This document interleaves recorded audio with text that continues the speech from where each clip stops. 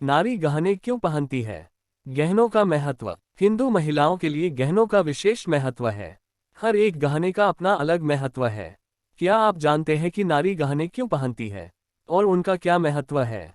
यहाँ जानिए इन गहनों से जुड़ा रोचक प्रसंग जो हमें प्रत्येक गहने का महत्व बताते हैं।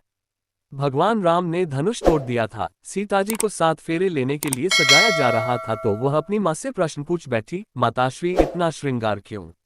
बेटी, विवाह के समय वधू का 16 श्रृंगार करना आवश्यक है, क्योंकि श्रृंगार वर या वधू के लिए नहीं किया जाता, ये तो आर्यावर्त की संस्कृति का अभिन्न अंग है।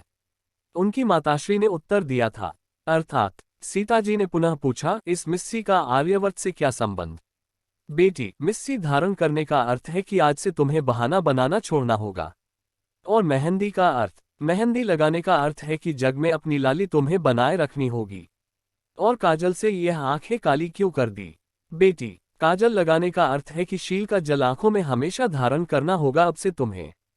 बिंदिया लगाने का अर्थ, माताश्री, बिंदी का अर्थ है कि आज से तुम्हें शरारत को तिलांजलि देनी होगी और सूर्य की तरह प्रकाशमान रहना होगा। ये नथ क्यों?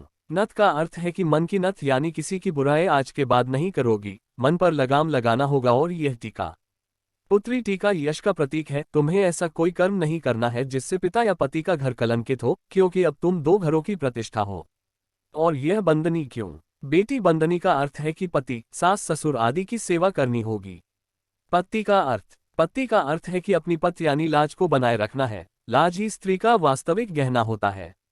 कर्णफूल क्यों? हे सीते, कर्णफूल का अर्थ है कि दूसरों की प्रशंसा सुनकर हमेशा प्रसन्न रहना होगा।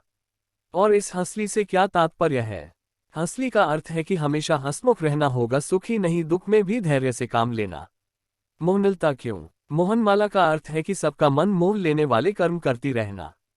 नौलखा हार और बाकी गहनों का अर्थ भी बता दो माताश्री।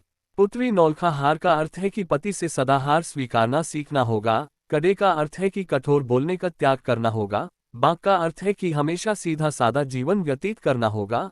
छल्ले का अर्थ है कि अब किसी से छल नहीं करना। पायल का अर्थ है कि बुरी बदियों के पैर दबाना, उन्हें सम्मान देना क्योंकि उनके चरणों में ही सच्चा स्वर्ग है। और अंगूठी का अर्थ है कि हमेशा छोटों को आशीर्वाद देते रहना।